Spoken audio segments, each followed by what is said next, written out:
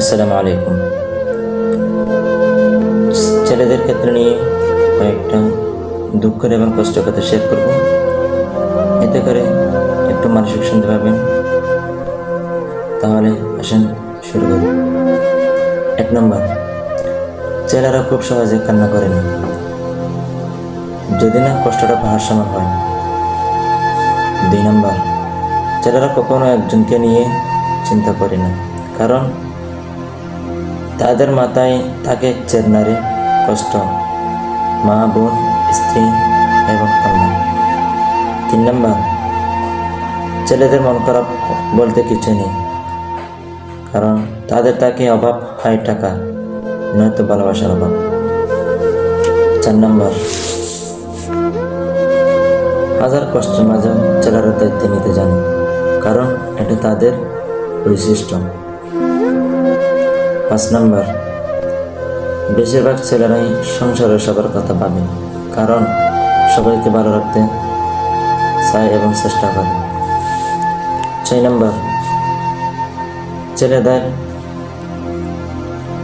ছেলেদের কান্নায় কখনো ছলনা থাকে না, তাদের কান্নায় প্রকৃত বাস্তবতা।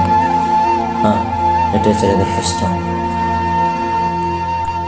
7 নম্বর, ছেলেরা কখনো টাকা বা খাবারের জন্য নষ্ট হয় না, কারণ তারা শুধু নষ্ট হয় অযত্ন আর অবহেলায়। 8 নম্বর, বাস্তবতার কঠিন রূপে একমাত্র মধ্যবিত্তের ছেলেরাই দেখতে পায়।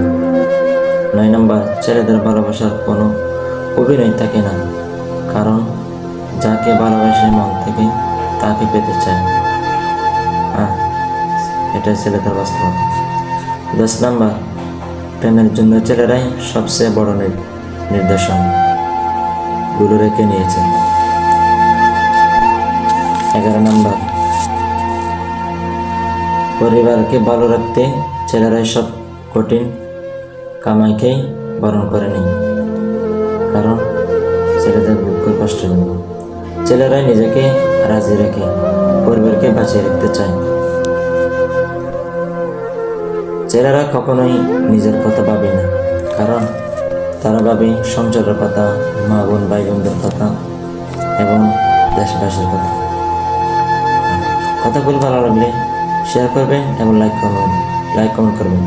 কে কোথায় থেকে দেখতেছেন সেটা কমেন্ট বক্সে জানাবেন। আমার পেজটা ফলো করবেন। আসসালামু আলাইকুম।